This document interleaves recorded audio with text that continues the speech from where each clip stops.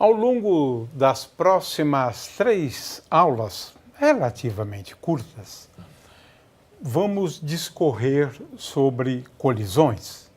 E ao falarmos de colisões, vamos introduzir a grandeza fundamental no estudo de colisões, né? Que é o momento linear. Né? Momento linear ou quantidade de movimento. Muitos livros se referem a essa grandeza como sendo quantidade de movimento. O fato é que, quer seja quantidade de movimento ou momento linear, nós estamos falando de uma grandeza física, né? Que os objetos em movimento são dotados dela. Né? Veja que momento linear existe até mesmo para partículas de massa zero. Né? O fóton não tem massa, mas tem massa zero. É curioso, porque aqui a gente define, né, o momento linear de uma partícula como sendo dado pelo produto da massa pela velocidade da partícula. Então, em geral, nas colisões, nós estamos falando de um número grande de partículas ou de 2 partículas apenas, né? Porque às vezes nós estamos analisando colisões envolvendo apenas 2 partículas, né? Como é esse caso aqui, de 2 partículas. Mas eu posso também falar de colisões envolvendo 5 partículas, né? Interagindo entre si, exercendo forças, né, entre si, sempre, né? O fato é que em problemas envolvendo colisões, né, a primeira grandeza a ser considerada é o momento, massa vezes a velocidade. Né? Veja que, nesse momento, cada uma dessas partículas tem uma quantidade de movimento igual a 0, porque elas estão em repouso. Se elas estiverem em movimento, esta aqui, quando eu soltar, ela vai adquirir um momento. Esse momento é dado pela massa dessa bolinha vezes a velocidade dela. De forma que ela vai colidir, e ao colidir, ela terá um valor do momento quando da colisão. Né? Agora, aqui, o que é importante nas nossas considerações é sempre uma questão que é fundamental. Né? Se os objetos que estiverem interagindo entre si não interagirem com outros externos a eles, então não importa quantas partículas temos, né? O fato é que existe um princípio que se pode demonstrar. Né? Se pode demonstrar. Porque as forças entre estes objetos são tais que eles obedecem ao princípio da ação e da reação. Então, a força exercida por esta aqui sobre esta, ela é igual em módulo, em sentido, mas, ou melhor, em módulo, em direção, mas sentido oposto à força que esta aqui exerce sobre a segunda.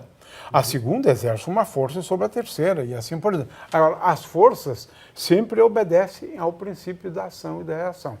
Por conta desse princípio, se eu tiver 5 bolas interagindo, colidindo entre si, vale o princípio da conservação do momento linear.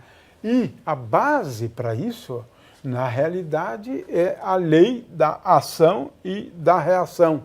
E o fato é que cada partícula está interagindo 2 a 2 com outras. Né? Sempre as interações são entre 2 partículas. Né?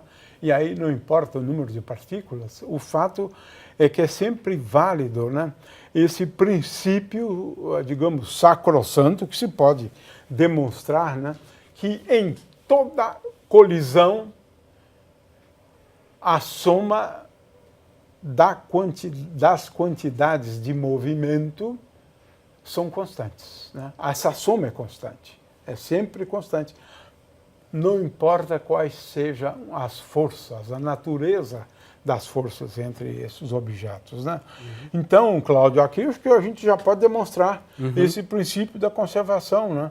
Da quantidade de movimento. Veja, ao atingir essa segunda, né, vai transferir uma quantidade de movimento para esta segunda, não é?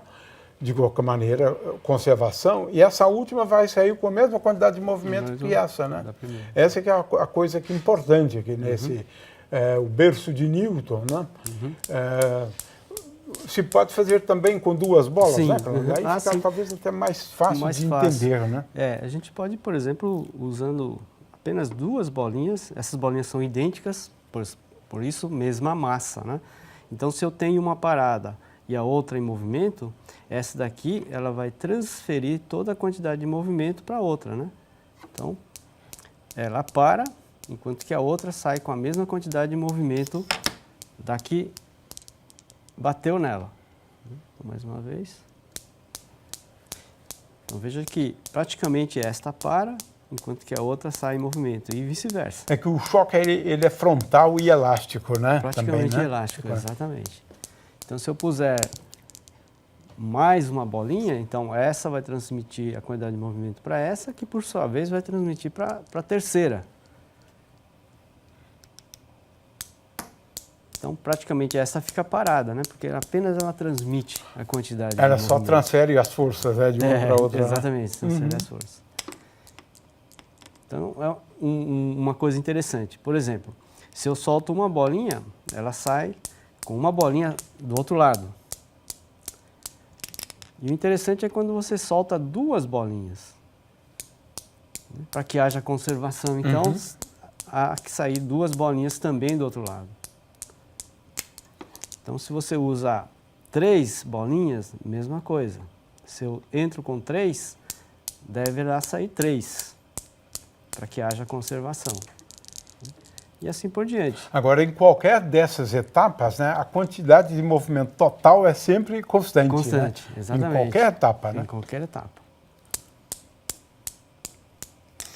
A gente pode também fazer variações, por exemplo, soltar essas duas, uma de cada lado, e verificar que... Essa é uma situação interessante, bem bonita. Ou duas de um lado e uma do outro.